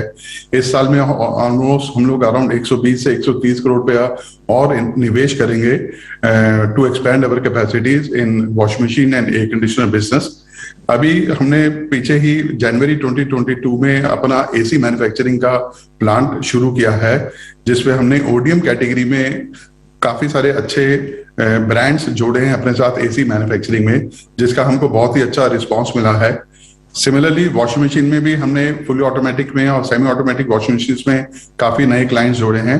तो हमको कॉन्फिडेंस है कि हम लोगों ने जो गाइडेंस दी है 1800 करोड़ रुपए की रेवेन्यू के लिए फॉर FY23, हम लोग उसको अचीव कर पाएंगे। राइट, ऑलराइट, ठीक है, बिल्कुल। एक और चीज आपसे समझना चाहेंगे विकास, क्योंकि हमने देखा कि आपने FY23 की जो गाइडेंस दी है वो लगभग 1800 करोड़ रुपए, 7% मार्जिन की उम्मीद है, तो बड़े ग्रोथ ड्राइवर्स आपके लिए क्या रहेंगे? हमारे लिए जो मेन फोकस एरिया और जो ग्रोथ ड्राइवर्स रहेंगे वो रहेंगे हमारे लिए हमारा जो प्रोडक्ट बिजनेस है। प्रोडक्ट बिजनेस में एयर कंडीशनर्स एक सबसे बड़ी कैटेगरी है हमारे लिए, और उसके बाद है वॉशिंग मशीन्स, और उसके बाद है टेलीविजन्स। तो हम लोग एसी में, एयर कंडीशनर्स में हम ऑलरेडी PLI जो गवर्नमेंट की पॉलिसी है उसमें हमने पार्टिसिपेट किया है, और जिसमें हमको सक्सेसफुल रहे हैं एज एन एप्लीकेंट, और उसी के अंदर चलते हुए हम लोग कोशिश कर रहे हैं कि अपना वॉल्यूम उसमें ग्रो करेंगे एसी के बिजनेस में, और कुछ नए क्लाइंट्स भी ऐड करेंगे FY23 में। वॉशिंग मशीन्स में भी सिमिलरली हम लोग कैपेसिटी एक्सपैंड कर रहे हैं, नए क्लाइंट्स ऐड किए हैं। तो हमारा focus area in product business पे रहने वाला है आने वाले कुछ सालों में। विकास, आपका बहुत शुक्रिया हमारे साथ जुड़ने के लिए, सवालों के जवाब देने के लिए, कारोबार विस्तार के प्लान्स आपके हमें बताने के लिए। आने वाले क्वार्टर्स के लिए आपको ढेरों शुभकामनाएं। PG इलेक्ट्रोप्लास्ट, इस स्टॉक को हमने डिस्कस किया था 2 दिन पहले, हमारे रिजल्ट धमाका स्टॉक कैटेगरी का ये स्टॉक था। बाजार खुलने से पहले जब हमने इस स्टॉक के फंडामेंटल्स आपको बताए, किस तरह से अच्छे रिजल्ट्स हैं आपको बताया, उसके बाद स्टॉक में जो अप मूव्स देखने को मिले वो भी आपने देखे थे। राजेश जी, 929 के लेवल्स पर अब भी तेजी जो है इंटैक्ट है। PG इलेक्ट्रोप्लास्ट मैनेजमेंट से भी हमने बात की, आपकी राय इस स्टॉक पर क्या होगी? मानसी, देखिए स्टॉक पे जिस तरीके का रनअप पिछले 2-3 ट्रेडिंग सेशन में देखने को मिला, स्टॉक ने अपने प्रीवियस स्विंग हाई जो थे करीब 850 के आसपास, उसका ब्रेकआउट विद वॉल्यूम एक्शन दिया है। हमें लगता है आज के सेशन में जरूर हायर साइड से थोड़ा सा एक प्रॉफिट बुकिंग देखने को मिला। स्टॉक 1000 रुपए के ऊपर भी आज एक ब्रीफली ट्रेड करते हुए दिखा था, लेकिन उसके बाद वहां से थोड़ा सा प्रॉफिट टेकिंग जरूर आते देखने को मिला है। हमें लगता है कि स्टॉक में एक अच्छी बड़ी रैली यहाँ पे पिछले 2-3 ट्रेडिंग सेशन में होते हुए दिखी है। थोड़ा सा कूल ऑफ एक्शन यहाँ पे टुवर्ड्स 900-880 की तरफ आता है, तो एक अपॉर्चुनिटी होगी बाय करने के लिए। स्टॉप लॉस रहेगा करीब 845 का। हमें लगता है जिस तरीके से लॉन्ग टर्म चार्ट पे इसमें स्टॉक में एक ब्रेकआउट बना है और एक अप ट्रेंड में कंटिन्यूटी बनी हुई है इसमें लॉन्ग टर्म सेटअप के हिसाब से, तो ये डिप मिलेगी वो एक अपॉर्चुनिटी होगी। और आगे आने वाले हफ्तों में या महीनों में हमें लगता है कि इसके जो टारगेट बनना चाहिए लॉन्ग टर्म के हिसाब से वो आना चाहिए करीब 1100 से 1200 रुपए तक की अपसाइड भी इसमें आते हुए दिख सकती है। तो डिप्स में बाय करने की सलाह है। 900 रुपए से 880 की रेंज में अगर स्टॉक अवेलेबल होता है तो वहां पे बाय करने की सलाह रहेगी। राइट, एक बार मितेश के पास भी चले जाते हैं। मितेश, कुछ और ट्रेड्स आइडेंटिफाई किए लास्ट हाफ आवर के लिए, क्योंकि ये जो व्यू बन के आ रहा है कि बड़ी बंदी नहीं है, कोई माइल्ड प्रॉफिट टिकेंगे, तो डिप में क्या लेंगे अभी यहाँ से, अगर कुछ BTST करने का मूड हो तो? बेसिकली BTST करने का अगर मूड है तो बार बार एक ही चीज सामने आ रही है, वो है कि बीटन डाउन स्टॉक्स। अगर आपने देखा होगा रिसेंटली एक अशोक लेलैंड में बहुत अट्रैक्शन नहीं आया था, तो वो ये है स्टॉक जिसमें हम BTST सोच रहे हैं। दूसरा ये है कि ऑरो फार्मा जो है उसमें भी एक बहुत ही स्ट्रॉन्ग स्विंग ट्रेड लिया जा सकता है। अभी ऑरो फार्मा का फ्यूचर चल रहा है 533, आई थिंक 525 के स्टॉप लॉस से अगर ऑरो फार्मा में ट्रेड लिया जाए BTST का, तो कल के सत्र में हमको 545, 550 के लेवल्स देखने के लिए मिलेंगे। और अशोक लेलैंड के लिए स्टॉप लॉस रहेगा 137 का, टारगेट पहला रहेगा 143, दूसरा टारगेट रहेगा 145 का। ऑलराइट, ठीक है, बिल्कुल, एब्सोल्युटली। तो ये टारगेट रहेगा औरोबिंदु फार्मा पे। और अब चलिए एक खास कंपनी जो आज लिस्ट हुई है वो है ई-मुद्रा। उसके एग्जीक्यूटिव चेयरमैन हमारे साथ हैं आज मिस्टर वेंकटरमन श्रीनिवासन। बहुत बहुत शुभकामनाएं आपको मिस्टर श्रीनिवासन, आज आपकी कंपनी आज लिस्ट हुई। सबसे पहले तो आपका एक रिएक्शन इसी पर जानना चाहेंगे। हमने देखा कि आपके जो नंबर्स भी थे वो भी हमने नोटिस किए। यहाँ पर टोटल रेवेन्यू जो था वो आपका लगभग 138 करोड़ था, प्रॉफिट आफ्टर टैक्स भी आपका बढ़ा है, तो मार्केट शेयर तो आपका digital signature certificate market space में बढ़ा ही है। इस पर आपका एक क्विक रिएक्शन, कितना बड़ा स्पेस आपके लिए अब पॉसिबल दिखता है? It's a very good space. We are in both trust service business and also enterprise solution in the authentication, cyber security, and also paperless transformation. So as per market research reports, the market for our kind of solution is likely to grow from almost $11 billion to $25 billion over the next 5 years. So we are in a very good space. And again, as the largest certifying authority in India, we are very well positioned. And we are also taking the certifying authority business into other geographies. So that way, I think we are very ideally positioned to capture the market growth.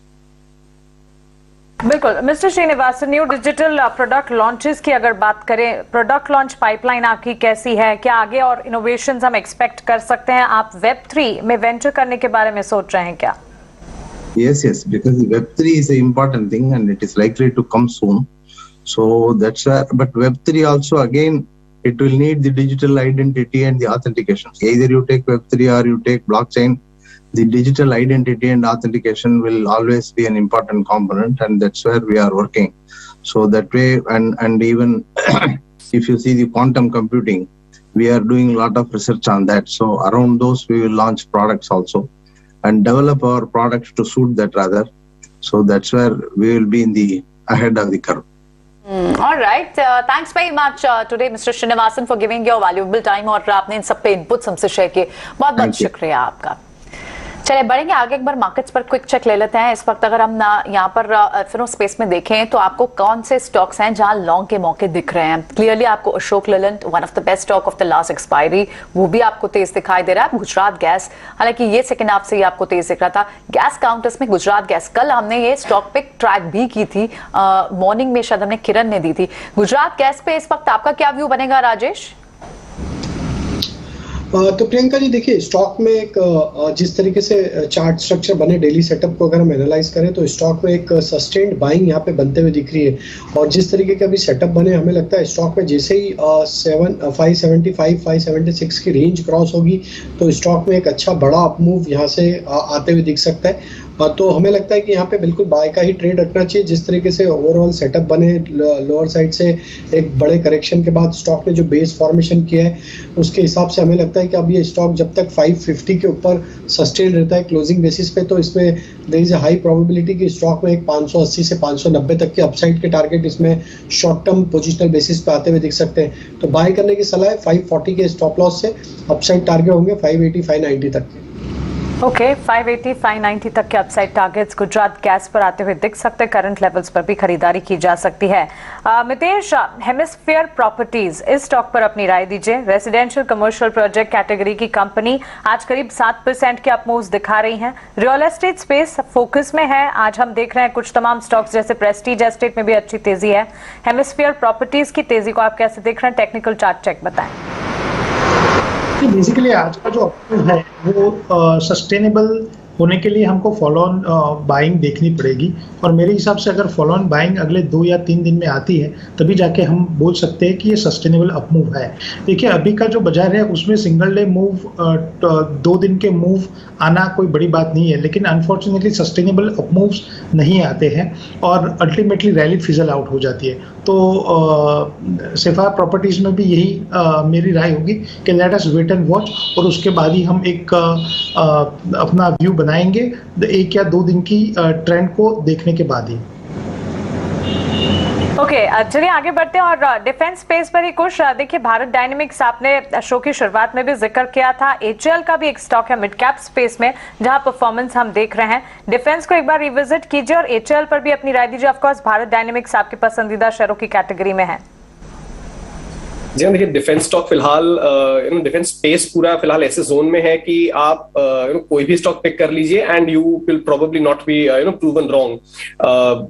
BDL तो हम already discuss कर ही चुके हैं. HAL, BEL, even Mazagon Dock, ये कुछ 3-4 stocks हैं जिनमें अगर आप देखेंगे तो आज के सत्र में भी आपको तेजी दिखेगी even when the markets are not doing as great. तो इस स्पेस में ओवरऑल तो डेफिनेटली तेजी है ही.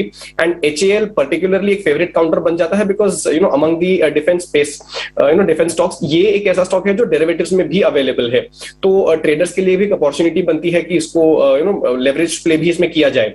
अगर सिर्फ सेटअप की बात करें, बहुत ही स्ट्रॉन्ग स्ट्रॉन्ग सेटअप है, कहीं भी इसमें कोई ऐसा डिप आते हुए नहीं देखा है जो कॉज ऑफ कंसर्न या कॉज ऑफ वरी हो। मूवमेंट्स जरा सी म्यूटेड रही हैं over the last few days, लेकिन direction has remained intact on which is on the upside.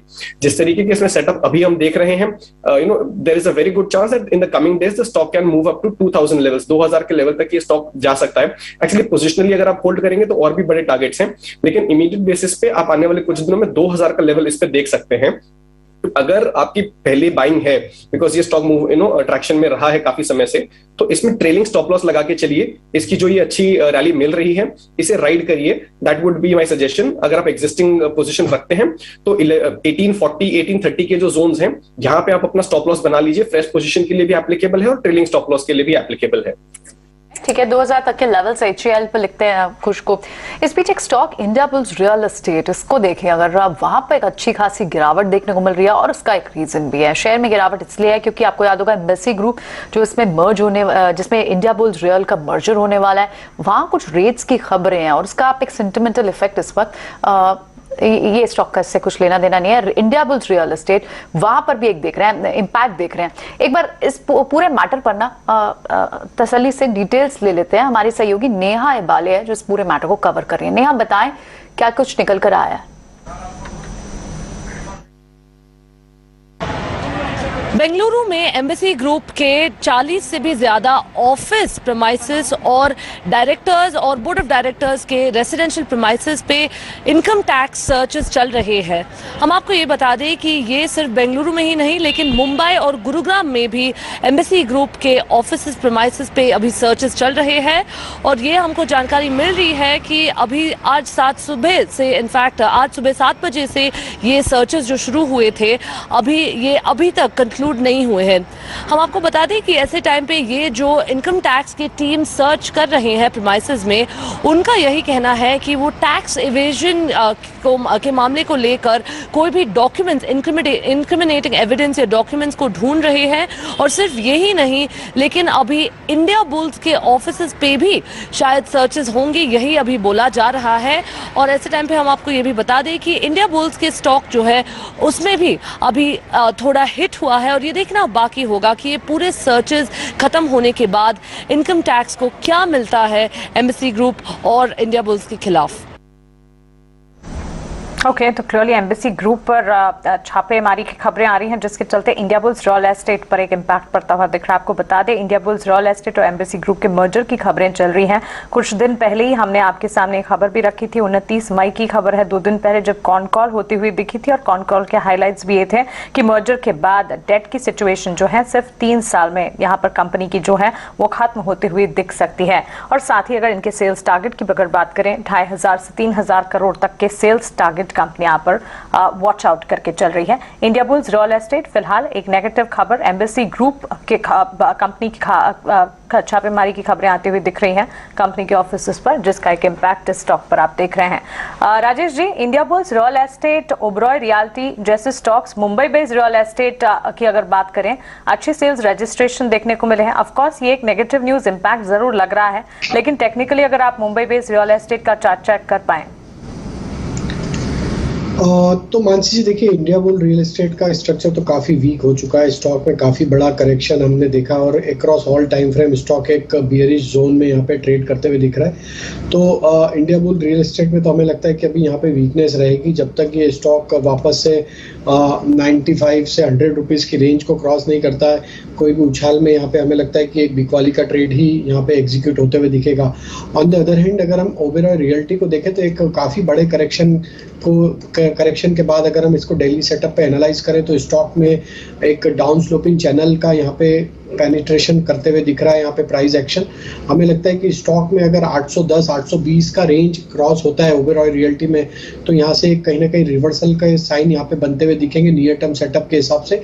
और फिर ये स्टॉक में 850 860 तक की अपसाइड कंटिन्यू होते हुए दिख सकती है। तो ओबेरॉय रियल्टी का सेटअप थोड़ा सा प्रॉमिसिंग लग रहा है और हमें लगता है कि अगर 810 के लेवल क्रॉस होंगे तो ये स्टॉक में बहुत जल्द 850 860 तक की अपसाइड बनते हुए दिख सकती है। तो यहाँ पे एक स्टॉप लॉस लेके बाय का ट्रेड लिया जा सकता है। स्टॉप लॉस को स्ट्रिक्टली फॉलो करना होगा क्योंकि अभी भी कंफर्मेशन ट्रेड नहीं है यहाँ पे रिवर्सल का। तो स्टॉप लॉस जिस तरीके के फॉर्मेशन बने हैं पिछले कुछ 5-6 ट्रेडिंग सेशन के हिसाब से, उसके हिसाब से हमें लगता है 780 ये एक लेवल है, इसे स्टॉप लॉस रख के बाय किया जा सकता है। ऑलराइट, तो ओबेरॉय रियल्टी यहाँ पर आपको पसंद आता है। एक बार मितेश, स्टील पैक पर आप क्या व्यू रखेंगे? जेएसडब्ल्यू स्टील चल भी रहा है, उसका एक रीजन है उन्होंने अपनी कुछ कैटेगरी प्रोडक्ट की कैटेगरी के प्राइजेस बढ़ाए हैं। आपका क्या व्यू रहेगा स्टील प्राइजेस को, स्टील स्टॉक्स को लेकर? आप सिस्टम और मेथड के हिसाब से अगर कुछ आइडेंटिफाई कर पाए, किस तरह की चाल आप स्टील स्टॉक्स दिखा सकते हैं आगे? बेसिकली स्टील स्टॉक्स में एक बॉटम फॉर्मेशन की शुरुआत हो चुकी है और उसमें अगर कोई प्रॉमिसिंग स्ट्रक्चर है तो वो है हिंडाल्को का। अगर आप देखें तो ऊपरी स्तरों से 630 के लेवल से सबसे पहले ये स्टॉक्स करेक्ट होना चालू हुआ था और करीबन 390 400 के बीच में इसने बॉटम फॉर्मेशन किया है। पिछले 3 वीक से बहुत ही एक नैरो रेंज में, ऊपर में 438 और नीचे में क्लोज टू 380, ये जो एक रेंज है इसमें ये कारोबार कर रहा है। हमारे हिसाब से 438 जो 20th of May 2022 weekly candle में जो हाई बना था वो अगर एक बार क्रॉस हो जाए तो स्टॉक जो है वो नई तेजी के अंदर एंटर होगा और उसके बाद का सीधा जो लक्ष्यांक आता है वो 508 का आता है। तो फिलहाल अभी स्ट्रक्चर के हिसाब से I think one of the most promising counter ये पूरे पैक में, मेटल पैक में, वो हमको लग रहा है हिंडाल्को का। ऑलराइट, हिंडाल्को आपको सबसे तेज लगता है, लेकिन अब जेएसडब्ल्यू स्टील आज अच्छी खासी तेजी, लगभग 2.25% तक की तेजी जेएसडब्ल्यू स्टील दिखा रहा है। कुछ प्रोडक्ट कैटेगरीज के प्राइजेस इन्होंने बढ़ाया। ये बहुत देर पहले एक और स्टोरी भी, एक और फ्लैश इंपॉर्टेंट जो अभी आप नीचे देख पा रहे हैं कि ईडी ने राहुल गांधी, सोनिया गांधी को समन जारी किया है। नेशनल हेराल्ड केस है जिसके चलते ये मैटर फिर से आपको सामने देखने को मिल रहा है और ईडी ने अब समन किया है राहुल गांधी, सोनिया गांधी दोनों को। ये लंबा मैटर है लेकिन फिर से अब इस पे इन्वेस्टिगेशन लग रहा है शुरू हो गई है। चलिए एक बार फिर से कुछ और स्टॉक्स देख लेते हैं। फेडरल बैंक, इनफैक्ट यहाँ बैंक निफ्टी पर भी अब कुछ पोजीशंस बनते हुए दिख रही हैं क्या आपको राहुल? राजेश? तो प्रियंका जी देखिए, हमने शो की शुरुआत में बात करी थी कि 35,200 काफी इंपॉर्टेंट लेवल है बैंक निफ्टी के लिए और आज जो डिप मिली थी मार्केट में वो 35,285 तक का एक लो बना के बैंक निफ्टी ने वापस से लोअर साइड से एक अच्छा बाइंग इंटरेस्ट बनाते हुए दिखा। सेम वे हमने निफ्टी में भी जो व्यू दिया था, शेयर किया था, वो था 16,400 का लेवल इंपॉर्टेंट है। वहां पे भी हम देखें तो जो डिप मिली थी वो करीब मिली थी 16,425 तक। तो जिस तरीके के सेटअप अभी डिफाइंड सेटअप है, 16,400 लोअर साइड पे एक अच्छा बेस है, तो उसके नजदीक जब भी आता है तो वहाँ बाय करना चाहिए। बैंक निफ्टी ने काफी अच्छा एक बाउंस दिया है। हमें लगता है अगर ये बाउंस में अगर बैंक निफ्टी अब यहाँ से 35,700 की रेंज को क्रॉस करे तो फिर हमें लगता है कि एक बड़ा मूव जो कि हम एक्सपेक्ट कर रहे थे कि बैंक निफ्टी में ही लीडरशिप आते हुए दिख सकती है, वो यहाँ पे प्ले आउट होते हुए दिख सकता है। और हमें लगता है कि काफी बैंक, जैसा हमने जिक्र किया है कि आईसीआईसीआई बैंक, एचडीएफसी बैंक, ये दोनों बैंक में एक अच्छा अप मूव यहाँ पे कंटिन्यू होते हुए दिख सकता है। और आप देखें तो आज कई छोटे पीएसयू बैंक्स में भी अच्छा बाइंग इंटरेस्ट बनते हुए दिख रहा है। आप देखें छोटे पीएसयू बैंक में जैसे यूनियन बैंक को देखें तो काफी बड़े करेक्शन के बाद स्टॉक में जिस तरीके से आज स्ट्रॉन्ग बाइंग एक्शन बन रही है, हमें लगता है कहीं ना कहीं बैंक निफ्टी में एक अच्छा यहाँ पे लीडरशिप पोजीशन बनते हुए दिख सकती है। तो बैंक निफ्टी पे बुलिश ही व्यू है। 35,200 के स्टॉप लॉस से लॉन्ग पोजीशन कैरी करेंगे। 35,700 क्रॉस होने के बाद हम और भी यहाँ पे एग्रेसिव पोजीशन ऐड करने की सलाह देंगे। ऑलराइट, ठीक है, बिल्कुल। तो ये यहाँ पर बैंक्स में आप यहाँ पोजीशन ऐड करने की सलाह देंगे। और इस बीच अब चलिए संजीव भसीन जी भी हमसे जुड़ गए हैं। संजीव जी का स्वागत कर लेते हैं, उनके हसीन शेयर भी देख लेंगे, बेहतरीन शेयर।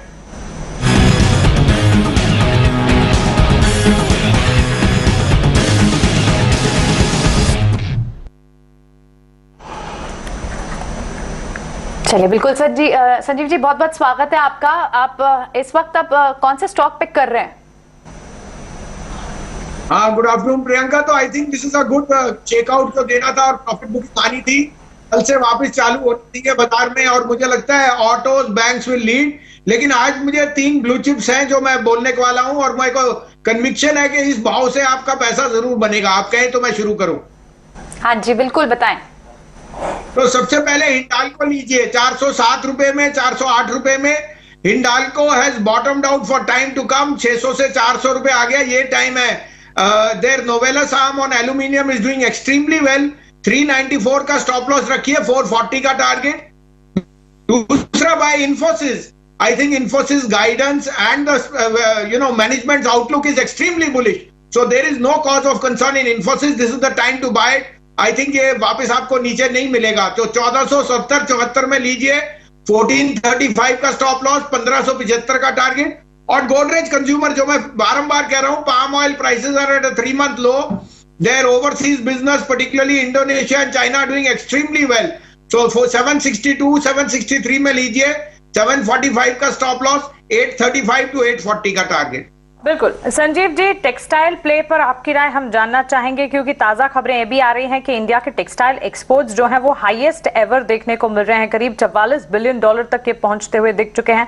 टेक्सटाइल प्ले से जुड़ी कंपनियां जो हैं आज के बाजार में भी हम देख रहे हैं कुछ हद तक परफॉर्म कर पा रही है। गोकुलदास एक्सपोर्ट ही देख लीजिए, करीब 7% के अप मूव्स यहाँ पर लग रहे हैं। कोई पर्टिकुलर स्टॉक टेक्सटाइल पर जिस पर आपकी नजर है? मानसी जी, ये कहीं बहुत नीचे भाव से मैंने कह रखा था, I was one of the few जो लास्ट, जिसने 6 महीने पहले ही टेक्सटाइल की पकड़ी थी। राजस्थान स्पिनिंग एंड वीविंग मिल 320 रुपए था, नाहर स्पिनिंग 150 रुपए था, और मोंटी कार्लो वो भी 220 रुपए था। ये तीनों पे मैं बहुत बुलिश हूं, बिकॉज इनके underlying fundamental managements are very strong. तो ये तीनों शेयर आपको डिक्लाइन पे मिले तो लीजिए। एज ए डिस्क्लोजर, ये तीनों हमारे पोर्टफोलियो में है। ऑलराइट संदीप जी, आप तो खैर वैसे हमेशा पीएसयू बैंक के कई सारे स्टॉक्स रेकमेंड करते हैं। मुझे याद है आपने बीओबी भी बहुत बार रेकमेंड किया है, सीयूबी भी रेकमेंड किया है। कैनरा बैंक पे आपका क्या व्यू है? कैनरा बैंक रहने दीजिए Priyanka ji. Union bank of India, ये 100 रुपए हो जाएगा यूनियन बैंक, याद रखना मेरी बात। अभी 35-36 रुपए है, 1 रुपए 90 पैसे डिविडेंड है। Union bank is a turn around bank, this bank will be 100 rupees in may be this year and और नेक्स्ट ईयर। ऑलराइट, तो चलिए बैंकिंग स्पेस पर यूनियन बैंक पर नजरिया पॉजिटिव 38 के लेवल्स पर है, अच्छी खासी तेजी और दिख सकती है। इन लेवल्स पर भी आप खरीदारी के बारे में सोच सकते हैं। संजीव जी, शुक्रिया आपका हमारे साथ जुड़ने के लिए, अपने स्टॉक स्पेसिफिक रिकमेंडेशन हमें बताने के लिए। कल सुबह फिर आपसे मुलाकात होगी। तो चलिए आगे बढ़ते हैं और कुछ और स्टॉक्स हैं टेक्निकली जहां पर अपमूव्स नजर आ रहे हैं, उस पर बात करते हैं। सुंदरम फाइनेंस, कुछ सुंदरम फाइनेंस एनबीएफसी स्पेस की अगर बात करें, बैंकिंग और फाइनेंस की अगर बात करें, हम देख रहे हैं कुछ हद तक बाजार को सपोर्ट करने का काम ये तमाम स्पेसेस जरूर कर रहे हैं। आज स्टॉक में अच्छी तेजी के बीच कामकाज दिखा, ऊपरी स्तरों से हल्की सी मुनाफा वसूली फिलहाल जरूर नजर आ रही है, लेकिन एनबीएफसीज को आप कैसे देख रहे हैं? सुंदरम फाइनेंस पर आपकी राय क्या होगी? देखिए, ओवरऑल एनबीएफसी स्पेस जो है इस पे हम काफी बुलिश हैं। बैंकिंग एंड फाइनेंशियल सर्विसेज, ये जो दो सेक्टर्स हैं, आप देख रहे हैं कि पिछले कुछ दिनों से ये टैंडम में मूव कर रहे हैं। मतलब जो हमने एक अपसाइड देखा था, उसमें बैंकिंग और financial services top 2 out of the 3 रहते थे, टैंडम में मूव कर रहे थे। तो banking and financial services will go along, NBFCs will go along. इसमें बहुत सारी अलग अलग स्पेसेस हैं, बट इन ओवरऑल अगर हम बात करें तो NBFCs are also expected to do as well as banks, if not better. लेकिन सुंदरम फाइनेंस की अगर मैं पर्टिकुलरली बात करूं तो इसका जो चार्ट स्ट्रक्चर है ये काफी वीक है। आज के दिन का मूव अगर हम इसको रूल आउट कर दें तो इसमें कंटिन्यूअस एक डाउनस्लाइड ही देखने को मिला है। एक बेस बनाने की एक्टिविटी कह सकते हैं पिछले कुछ दिनों में हुई है, but this will be too early to call that things have turned around, because जो इसका फॉल है ये काफी लंबे समय से चलते हुए आया है। लेकिन अगर किसी के पास ये स्टॉक हो तो इसे आप एग्जिट करने के लिए 1850 के जो लेवल्स हैं, जहां पे स्टॉक में हमने पहले एक रेजिस्टेंस बनते हुए देखा था, वो एक लेवल है जहां पे आप स्टॉक में एग्जिट करने के लिए देख सकते हैं। फ्रेश एंट्री मैं नहीं रेकमेंड करूंगा, स्पेशली जब आपके पास और बहुत सारे ऑप्शंस अवेलेबल हैं in the whole NBFC space. Right, Timken India आपने कुछ आई थिंक 2-3 दिन पहले दिया था, आज अच्छी मूव है स्पेस में। हो गया आपके टारगेट अचीव या फिर अभी आप और ऊपर के लेवल्स देखते हैं? सॉरी, कौन सा स्टॉक कह रहे हैं? टिमकर इंडिया आपने दिया था, आई रिमेम्बर, कुछ दिन पहले। जी हाँ, एब्सोल्युटली। एंड टिमकेन ने जो पिछले कुछ दिनों में मूव दिखाई थी, उसमें बस एक ही दिन में ये लीजिए target is more than achieved. इसी तैयारी के लिए हम प्रीएम्प्ट करके टारगेट्स सेट कर रहे थे, and the moves already done. फिलहाल अब यहाँ से मैं इसमें रिकमेंडेशन नहीं दूंगा बाय करने की। किसी के पास अगर ऑलरेडी हो, जिसने हमारी कॉल पे आपके चैनल पे सुन के लिया हो, डेफिनेटली इसे आप राइड करिए with a trailing stop loss. Fresh entry ना करिए, बिकॉज एक ब्रेकआउट आ गया है, जो हम मूव एक्सपेक्ट कर रहे थे, that's already played out. Fantastic call of course 19% का रिटर्न मिला है तो of course very good call. और अगर अभी एग्जिस्टिंग पोजीशन है तो उसे इंटैक्ट करने की राय, नई पोजीशंस के लिए फिलहाल वक्त नहीं है, इसे सिर्फ वॉच लिस्ट में डालेगा, लेकिन पोजीशंस को बनाकर रखें। नरेश मेरानी हमारे साथ जुड़ गए। गुड आफ्टरनून नरेश, 20 मिनट से भी कम बचे हैं बाजार क्लोज होने में, क्या लगता है आज का पूरा सेशन आपको कैसा दिखा और इन लेवल्स पर आपकी राय क्या होगी? वही है 16,400 450 के आसपास सपोर्ट आ रहा है जहां से एक्सपेक्टेड था। ऊपर में 16,800 का टारगेट मेंटेन रखूंगा और स्टॉक स्पेसिफिक मोमेंटम भी बेटर है। स्मॉल कैप और मिड कैप इंडाइसेस जो है अभी जाकर आज जो 16,400 के इक्विवेलेंट लेवल पे आए जो 18 मई को एक रेजिस्टेंस बना था, तो स्टॉक स्पेसिफिक प्राइस एक्शन और बेटर होते जाएगा अगले कुछ दिनों में। So mid cap small cap अभी भी अच्छे लगता है। 2 स्टॉक रिकमेंडेशन, फर्स्ट रहेगा बाय अशोक लेलैंड जो एक अच्छा बड़ा ब्रेकआउट हो सकता है 143 के ऊपर, सो स्टॉप लॉस 135 प्रीएम्प्ट कर रहे हैं यहाँ पे, टारगेट 170। दूसरा है बाय ऑन भारत इलेक्ट्रॉनिक्स, थोड़ा डिप पे क्योंकि अभी वो चला है कुछ लास्ट 5 मिनट में। 243 से 245 के आसपास बाय बनता है, स्टॉप लॉस 235, टारगेट 265 270। ऑलराइट, ठीक है। सो यहाँ पर अब BEL, ये तो कॉल हम सुबह से ट्रैक भी कर रहे हैं और ये चले एक और वैलिडेशन नरेश की तरफ से भी आती हुई यहाँ खरीदारी और 265 तक के लेवल्स, हालांकि 5% तेज है, लेकिन अभी भी आपको यहाँ से 20 रुपए मिल सकते हैं अगर आप अभी एंट्री पॉइंट इस स्टॉक में ढूंढते हैं तो। शुक्रिया नरेश इस जानकारी के लिए। IT सॉफ्टवेयर पैक में टाटा एलेक्सी तो अपनी मूव छोड़ ही नहीं रहा। Of course it's good wealth creator Tata Elxsi always has been Rajesh, लेकिन MSCI का एक बड़ा रीजन लग रहा था वहां एडिशन की शायद मूव्स उसके चलते हैं। अब भी आप टेक्नोलॉजी स्पेस में और स्टॉक्स चले ना चले, लेकिन टाटा एलेक्सी की चाल हम लगातार बने हुए देख ही रहे हैं, क्या अभी भी एंट्री के मौके हैं? तो देखिए ये स्टॉक में एक स्ट्रॉन्ग अप ट्रेंड कंटिन्यूटी है। देखें तो बाकी सब IT सर्विसेज के स्टॉक्स में हमने देखा था एक करेक्शन जरूर बना था, लेकिन ये स्टॉक में कोई भी सिग्निफिकेंट ऐसा डाउनटिक या करेक्शन देखने को नहीं मिला और जो भी करेक्शन हुए थे वो ऑलमोस्ट सब रिवर्स होते हुए दिख रहे हैं। तो जिस तरीके का इसका एक अप ट्रेंड यहाँ पे, रिजम्पशन ऑफ अप ट्रेंड यहाँ पे देखने को मिल रहा है, हमें लगता है कि बिल्कुल ये स्टॉक में कोई भी अगर वॉलेटिलिटी के चलते डिप भी मिलती है तो इसको ऐड करें। 8600 8630 के आसपास अभी ट्रेड कर रहा है, हमें लगता है 8600 से 8400 ये एक अच्छा बाइंग रेंज रहेगा। अगर इसके इस बीच में अगर ये कहीं स्टॉक अवेलेबल होता है तो बाय करके रखना चाहिए। और ये एक इन्वेस्टमेंट कैटेगरी का स्टॉक है और हमें लगता है कि ये स्टॉक में जिस तरीके के सेटअप बने हुए लॉन्ग टर्म, ये स्टॉक आगे आने वाले दिनों में 9000 9500 की तरफ भी बढ़ते हुए दिखेगा। तो बाय ऑन डिप्स कैटेगरी का स्टॉक है, बिल्कुल इसको जब भी गिरावट मिले तो ऐड करें। 8200 के आसपास के स्टॉप लॉस रखेंगे। ओके, तो क्लियरली जब यहाँ IT सॉफ्टवेयर की बात हो ही रही है, हैप्पीएस्ट माइंड्स पर भी कुछ आप अपनी राय दीजिए, क्योंकि इस स्टॉक में आज दिन की शुरुआत से अच्छी तेजी हम देख रहे हैं। पिछले कुछ दिनों के ट्रेंड को भी अगर देखेंगे ये स्टॉक भी अच्छा परफॉर्म कर रहा है। हैप्पीएस्ट माइंड्स करंट लेवल से कैसा लग रहा है?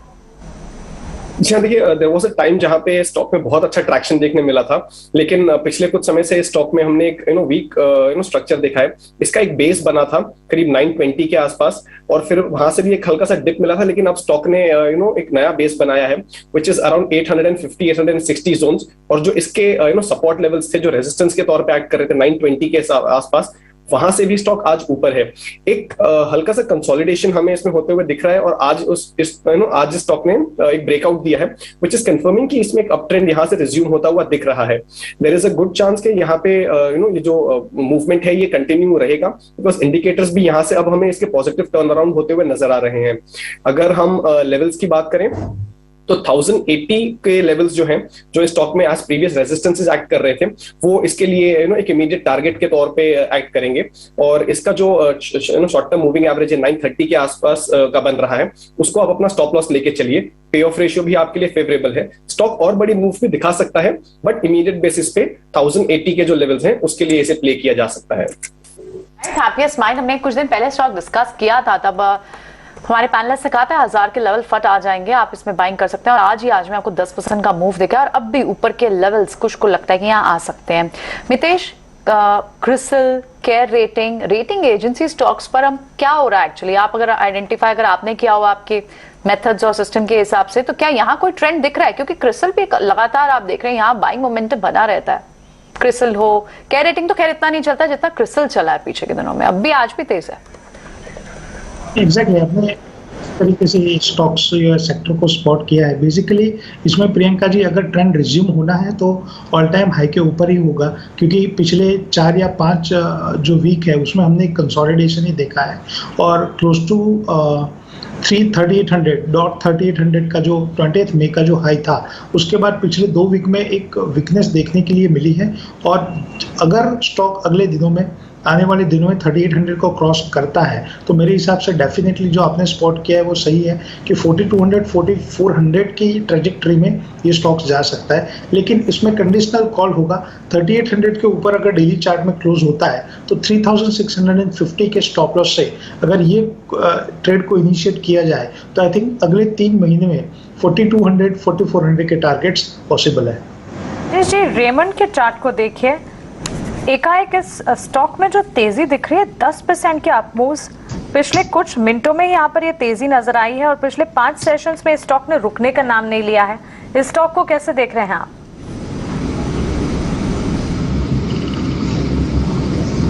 राजेश जी ये सवाल आपके लिए है।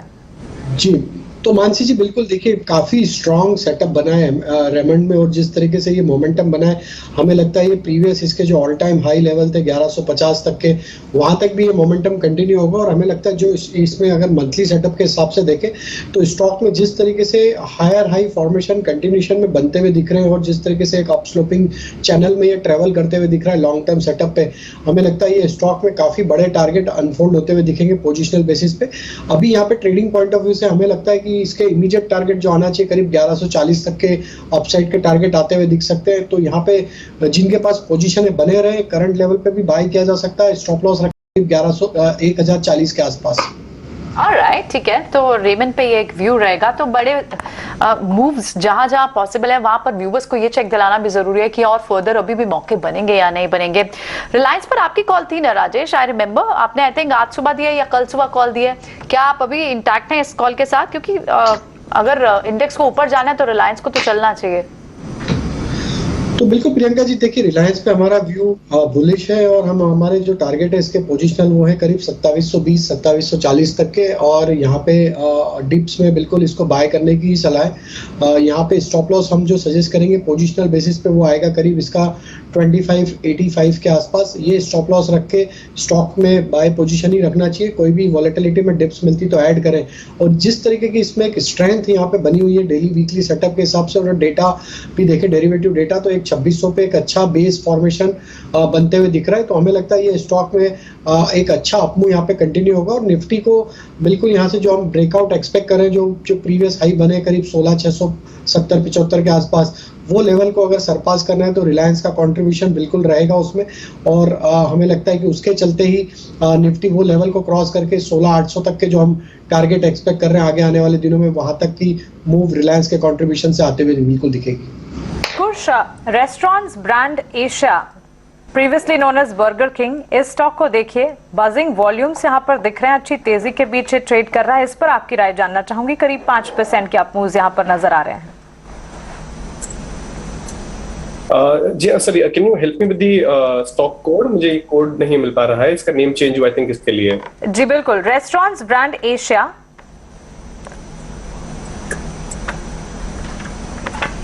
जी हाँ, थैंक यू। देखिए स्टॉक में हमने एक डाउनफॉल आते हुए देखा था पिछले 3 से 4 महीनों में। बट अगर हम पिछले कुछ वीक्स की बात करें तो बहुत ही अच्छा सेटअप है।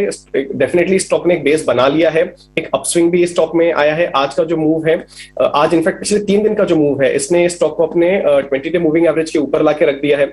यहाँ से हमें एक्सपेक्टेशन है कि ये जो ट्रेंड है ये कंटिन्यू रह सकता है, क्योंकि जो इसके की रेजिस्टेंस लेवल्स थे अराउंड 97 98 के, उसको पार करके स्टॉक बहुत कंफर्टेबली उनके ऊपर ट्रेड कर रहा है। अब इसका जो immediate next level of resistance बन रहा है वो आ रहा है करीब 115 के आसपास, जहां पे स्टॉक ने पहले हाई बनाया था।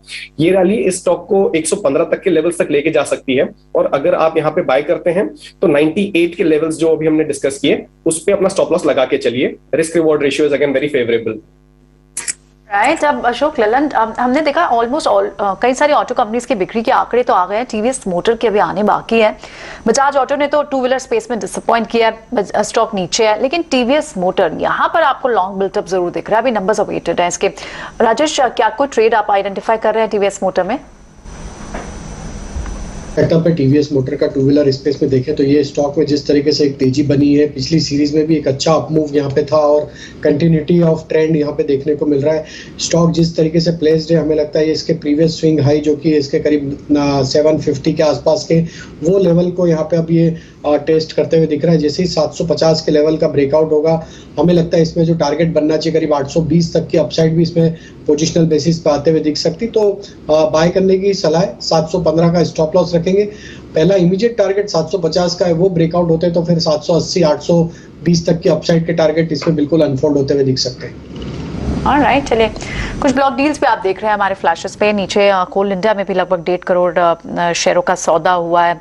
तो अब इस वक्त आपको क्लियरली मार्केट में न्यूज बेस्ड एक्शन ही देखने को मिल रहा है, नहीं तो कोई भी सेक्टर क्लियरली इमर्ज होकर नहीं आ रहा जो लीड कर पा रहा हो। तो बाजार बहुत ही लैकलस्टर टाइट रेंज में, और शायद ये वीकली एक्सपायरी से पहले की पोजीशंस चेंज होती हुई और उसके वजह से आप ये ट्रेड देख रहे हैं। लेकिन बैंकिंग स्पेस में आपको कई सारे स्टॉक्स हैं जो अच्छे दिख रहे हैं, specially mid cap small cap bank. अब एक स्टॉक और यहाँ जो आइडेंटिफाई हम कर पा रहे हैं वो है AU small finance bank. Mitesh, banks पर आपका क्या व्यू? आप प्राइवेट पब्लिक कौन से स्पेसेस आपको ज्यादा अपने सिस्टम के हिसाब से पसंद आते हैं? प्रियंका जी देखिए, इसको यस बैंक ज़्यादा प्रॉमिसिंग है और पहले भी हमने इसके ऊपर बात की थी। और अगर आप बैंक ऑफ बड़ौदा का स्ट्रक्चर देखो तो कहीं ना कहीं 95 और 100 के बीच में जब भी वो स्टॉक आता है एक स्ट्रॉन्ग बाउंस बैक हमको देखने के लिए मिलता है। इंक्लूडिंग दैट अगर आप केनरा बैंक भी देखो तो 190 से 200 के बीच में जब भी स्टॉक आता है एक स्ट्रॉन्ग बाउंस हमको देखने के लिए मिलता है। तो सिस्टम और मेथड के हिसाब से अभी प्राइवेट और पब्लिक के बीच में अगर कोई चॉइस करनी है तो वो डेफिनेटली बहुत ही स्ट्रॉन्ग स्ट्रक्चर है पीएसयू बैंक का। पिकिंग ऑर्डर में सबसे पहले रहेगा bank of Baroda.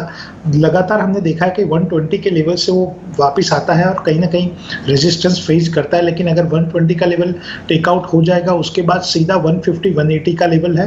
Same is the case with Canara bank. Canara bank में अगर 225 230 का लेवल अगर क्रॉस होता है तो उसमें भी बहुत ही स्ट्रॉन्ग बढ़त 250 280 300 तक के लेवल्स हमको देखने के लिए मिल सकते हैं। तो हमारा नजरिया अभी पीएसयू बैंक के ऊपर बहुत ही पॉजिटिव है।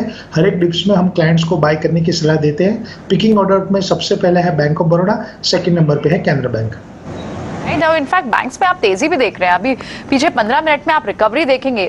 बंधन bank, state bank, federal bank, HDFC bank लगभग 1%। तो बैंक्स कहीं ना कहीं तो थोड़ी सी लीड यहाँ से लेने की कोशिश कर रहे हैं। ऐसे में किस तरह के यहाँ पर ट्रेड्स लेकर जाने चाहिए? राजेश, क्या होने चाहिए यहाँ पे? क्लियरली BTST के ट्रेड्स हैं या थोड़ा सा आप हेज रखना चाहते हैं? यू नेवर नो, कल थोड़ी गैप अप या गैप डाउन में कोई रिएक्शन में आपके लिए कोई इंपॉर्टेंट ट्रेड भी निकला है। What should be the right strategy? तो प्रियंका जी देखिए, स्ट्रेटजी तो बाय ऑन डिप्स की है और जैसा नीचे से लोअर लेवल से देखें तो बैंक निफ्टी ने ऑलमोस्ट 500 पॉइंट की रिकवरी लोअर आज के लोअर पॉइंट से दी है। तो स्ट्रेंथ तो कहीं ना कहीं बैंक निफ्टी में बिल्कुल बनी हुई है और हमें लगता है कि पीएसयू बैंक को यहाँ पे फोकस में रखना चाहिए। साथ में प्राइवेट बैंक में HDFC और ICICI बैंक, ये बैंक हमें लगता है BTST पॉइंट ऑफ व्यू से लिए जा सकते हैं। और बैंक निफ्टी भी हमें लगता है कि अब तो 35,700 के ऊपर ट्रेड करते हुए दिख रही है, जैसा कि हम एक्सपेक्ट कर रहे थे। इसके ऊपर हमारे टारगेट जो है बैंक निफ्टी के 36,200 तक के अपसाइड के टारगेट हम यहाँ पे एक्सपेक्ट कर रहे हैं। और निफ्टी में भी 16,500 के ऊपर अब निफ्टी सस्टेन कर रही है। तो there is a high probability कि कल एक्सपायरी के चलते एक बार वापस से बैंक निफ्टी 16,600 650 के जोन को भी अटेम्प्ट करते हुए दिखे। तो बैंकिंग का कंट्रीब्यूशन बिल्कुल हम एक्सपेक्ट कर रहे हैं। HDFC bank, ICICI bank, Canara bank और बैंक ऑफ बड़ौदा, ये हमारे प्रेफर्ड पिक रहेंगे करंट सिनेरियो के हिसाब से। तो बैंक ऊपर की तरफ खुलते हुए बाजार दिख सकता है। डाउ फ्यूचर्स भी इस वक्त आपको ऊपर ही दिख रहे हैं। आई वाज जस्ट चेकिंग कि ऑयल के प्राइसेस, क्रूड कहाँ है इस वक्त? अगर बैंक्स में आप बाइंग आ रही है तो क्या वहां पर किस तरह की सॉफ्टनेस? लेकिन क्रूड अभी भी उन लेवल्स पर 117 के आसपास है। हालांकि सुबह से थोड़ा सा बड़ा जरूर है। 116 पे हम खुले थे यहाँ, लेकिन 1.5% तेज क्रूड आपको दिख रहा है यहाँ पर, जो बहुत ही क्रूशल हो जाता है बैंक्स के लिए एटलीस्ट। पर यहाँ पर बैंक्स में बाइंग तो दिख रही है। कुछ आपके लिए क्या ट्रेड होगा, क्लोजिंग ट्रेड?